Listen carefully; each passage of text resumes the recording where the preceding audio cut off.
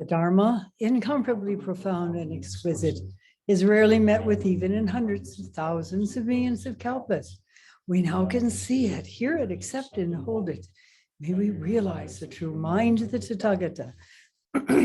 Today is the third day of this 7-day sesshin, the first of 2 in a row here at Mountain Gate in northern New Mexico. And I'd like to share a couple of things with you.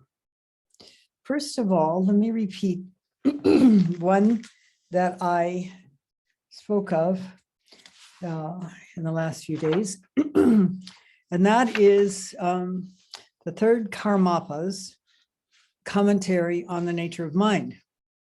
All phenomena are projections of the mind. So what is this mind? Mind is not a mind. The mind is empty in essence. Although empty, everything constantly arises in it. Through the deeper examination of this mind, may we find its inherent root. And that is why we practice. Recently, you heard, I assume you heard, that a long-time Vietnamese master, Thich Nhat Hanh, and I cannot pronounce it in the proper way in the Vietnamese.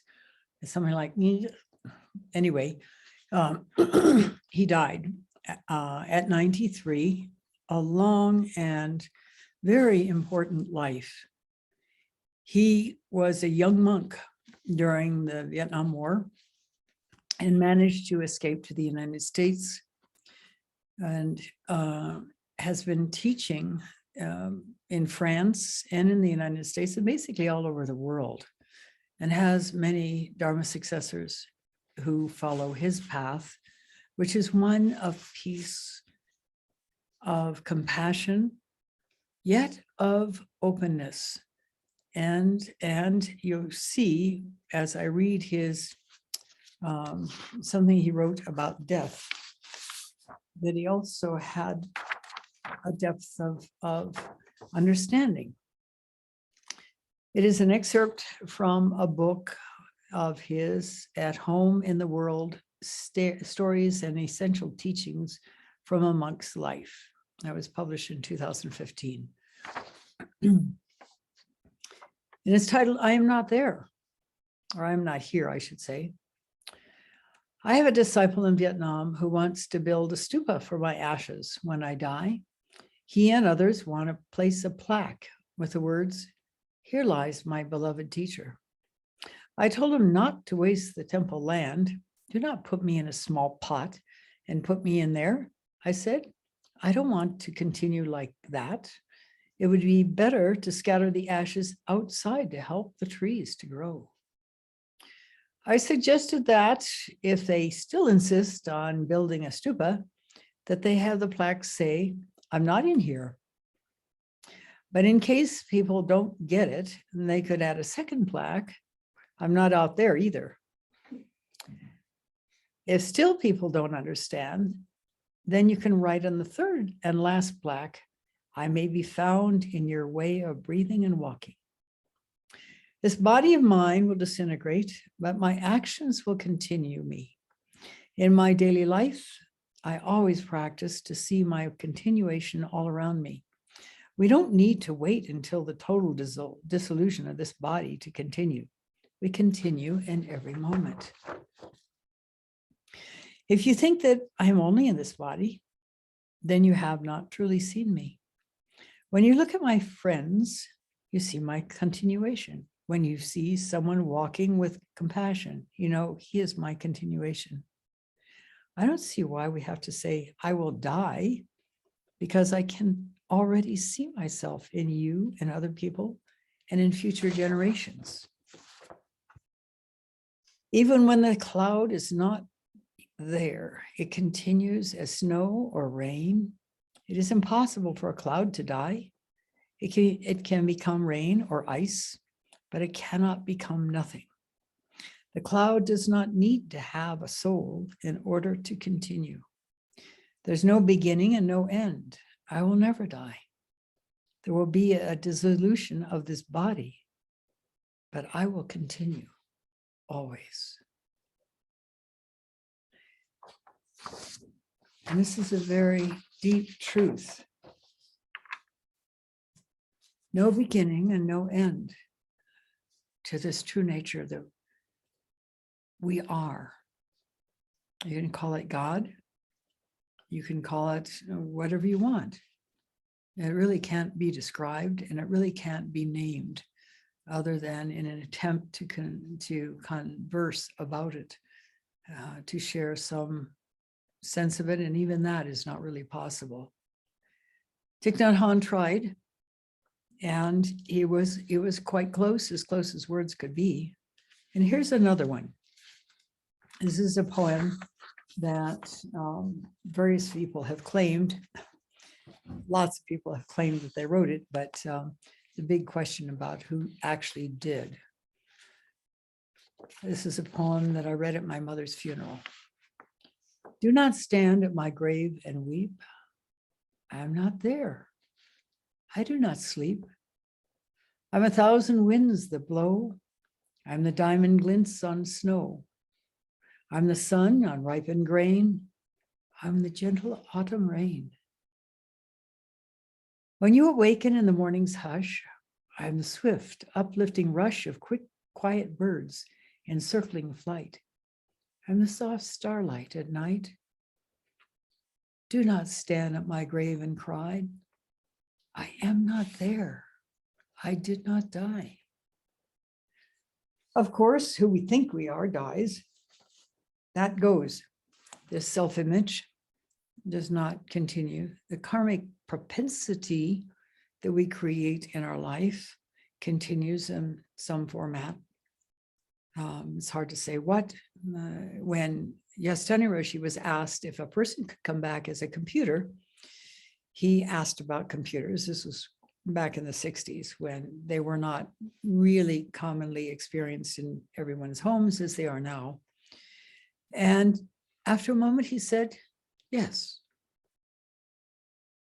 Furthermore, our last thought before we die is the impetus for sending us on to a new life. So we have to be very, very careful about our life now. And the more attention and awareness we can pay to it, the more we're willing to accept when we are able to see where we're not behaving in the most optimal ways, the most compassionate and wise ways, and work to change that. The more we can do all this, as we get closer to the end of our life, we will be able to seamlessly move on. The doctor who attended Roshi Kapleau as he passed on wrote in a book that he'd never seen such a peaceful life. Mitra-roshi, who apparently was present at the death of Yaiko Iwasaki, whose story is related in the 3 Pillars of Zen. She died as a young woman of TB, which was pretty commonplace in Japan at the time. She had been impressed by the fact that her father had started doing Zazen, and after about a year, he had a Kensho experience. And so she started doing Zazen herself. She was clearly nearing death, clearly had impetus to practice, and clearly was not able to practice in the ordinary way we think about practice as sitting on a cushion upright in a zendo. She was in the last stages of TB, which means racked with coughing blood, feverish, weak. She was probably not able to sit up much at all.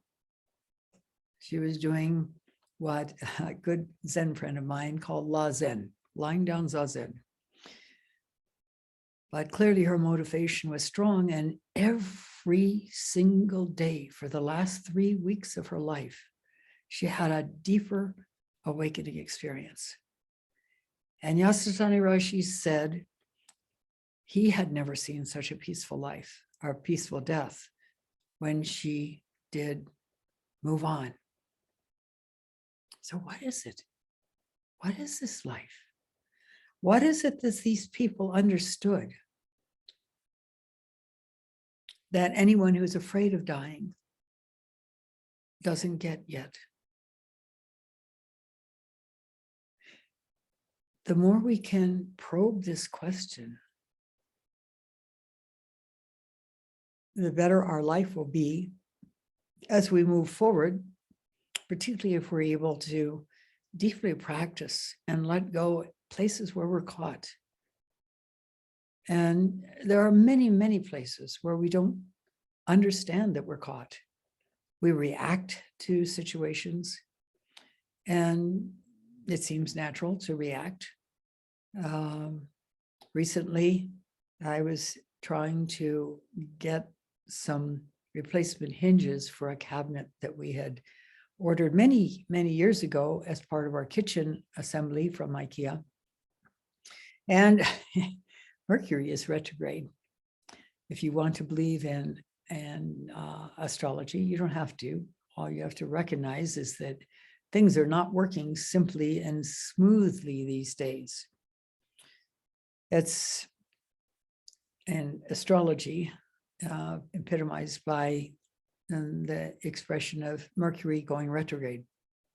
And that is to continue the aftermath of the actual seeming backward movement of the planet Mercury into late February. So we're in for it. Wonderful opportunity to work with frustration. Tremendous opportunity to work with frustration. So for the last several days, I've been trying to order replacement hinges. First of all, they never should have shorted us hinges. We should have had 4 hinges in the package, but we didn't. We only had 1. And it turns out that kind of hinge has been discontinued by IKEA, who periodically discontinues things in order to offer newer things.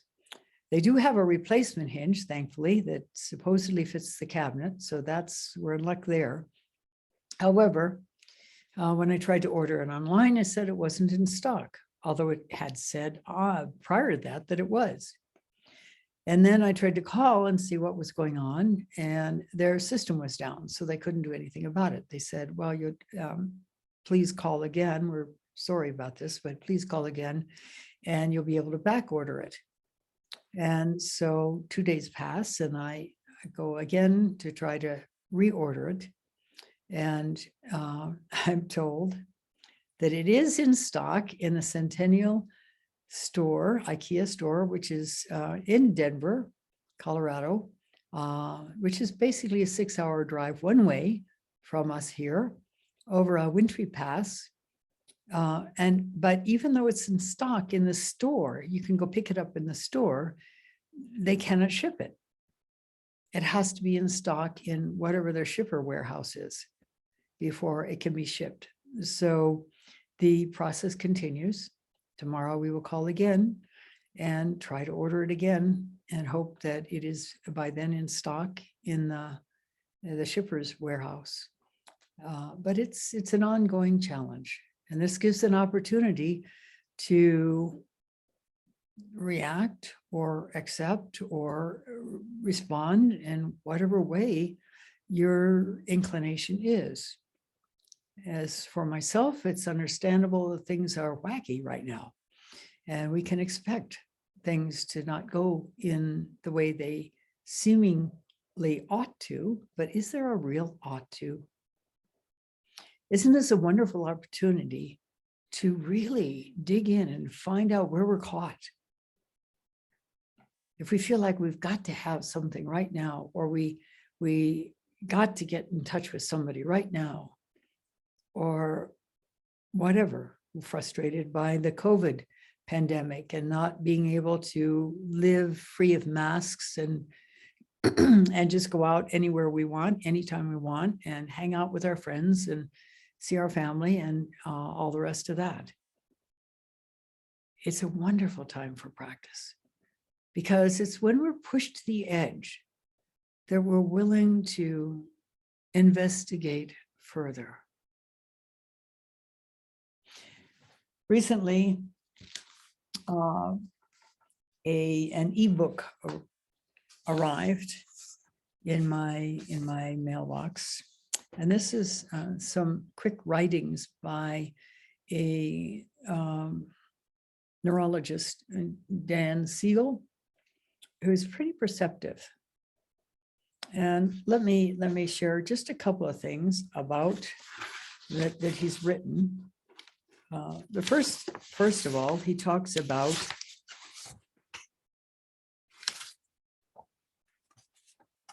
the journey of life. Who are you? What are you? How does your self, whatever that is, work?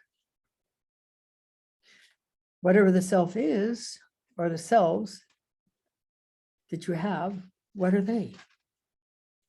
What's all this about? There's a possibility, by the way, that Dan Siegel has had some level of insight. And then he speaks of the missing piece, which is connection.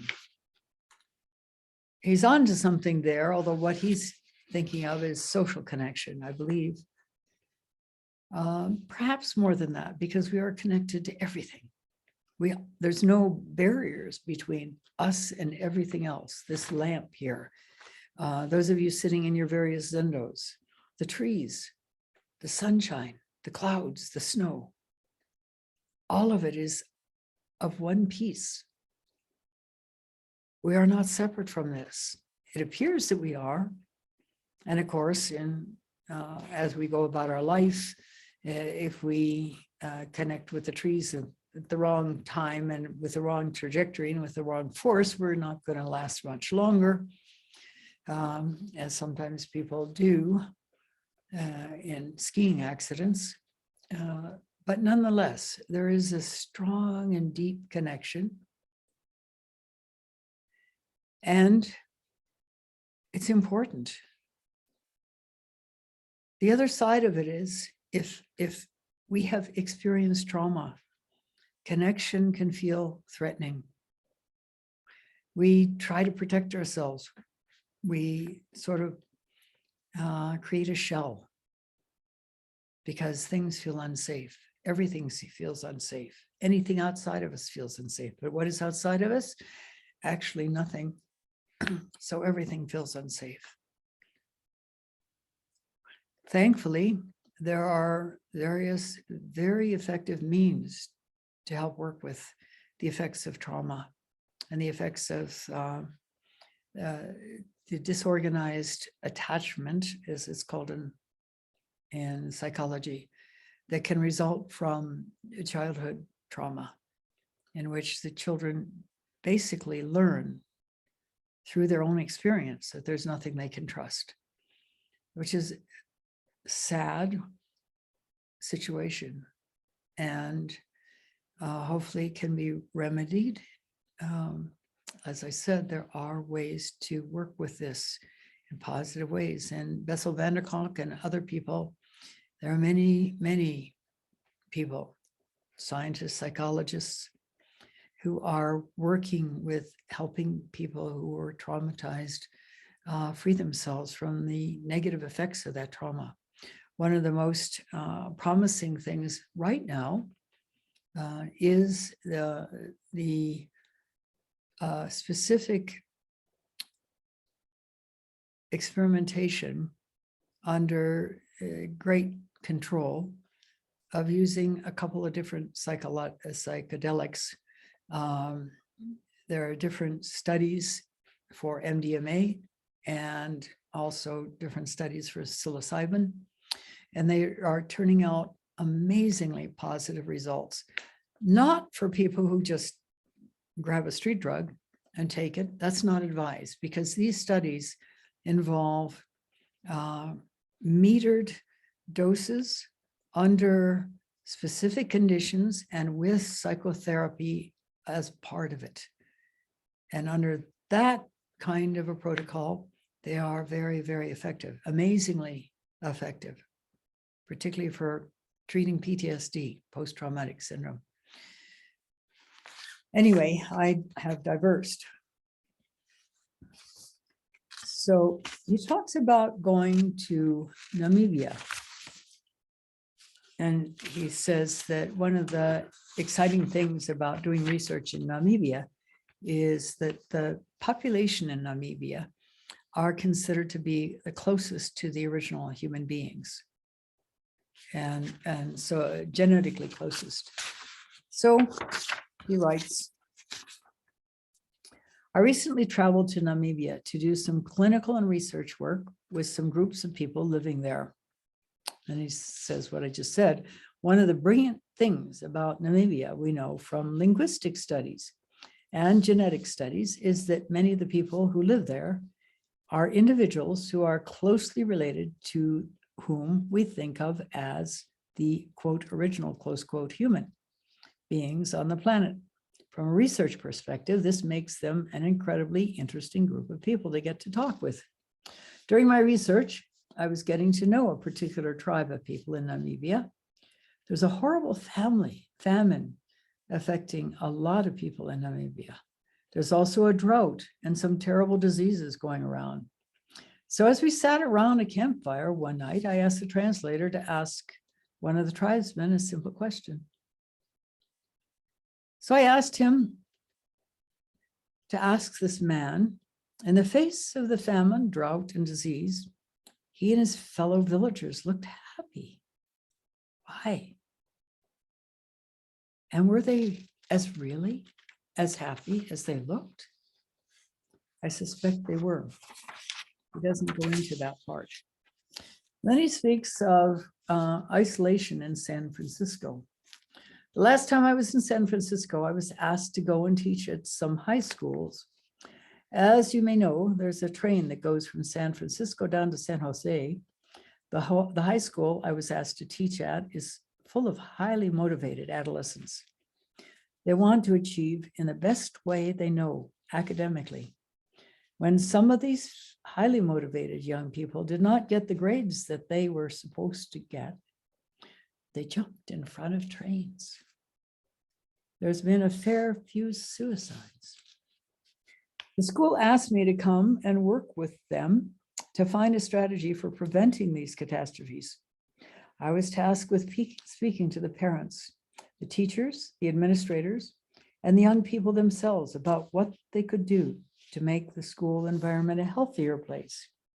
When I was talking to the young people, I was struck by the feeling that something had gone terribly wrong in our society. Young people lacked belonging so deeply that with all the hope and possibility that they have, they jump in front of a train. We have to take responsibility for what we are doing. And one of the challenges in this is that we have our screens, our ubiquitous screens. If we don't have them sitting there on our desk, we have them in our hand, the little versions of them called phones, or I guess they call them devices now because they do so much more than make a telephone call. And it is so easy to be sucked in to these little screens, fascinating little screens. You can scroll to all kinds of amazing things, many apps, lots to do, lots to entertain yourself without being connected to another human being. And this is impacting our lives. We are withdrawing into caves, individual caves, which are artificial because in actuality, as I said very early, we are all interconnected. We are all one. And when we can comprehend that at a deep level,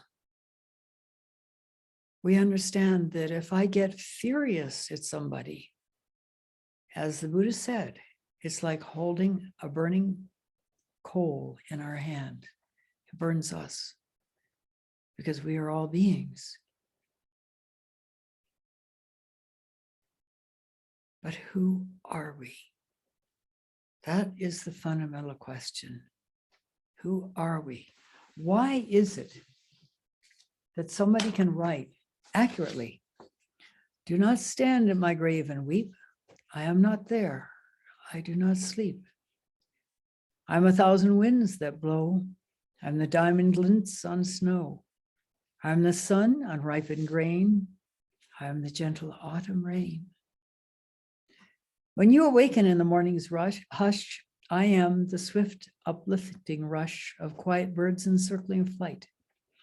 I'm the soft starlight at night and the cold breeze and the 12-degree temperature in the morning. Do not stand at my grave and cry. I am not there. I do not die. And this goes for every single one of us. And yet people fear death because to them it means obliteration. And it does, in certain way, does mean obliteration. Who we think we are, we can't take that with us, thankfully. We get a chance to try over again. But who are we really? Are we this body, this shape, this set of ideas, this assumption about who we are? The Buddha found that it was not so.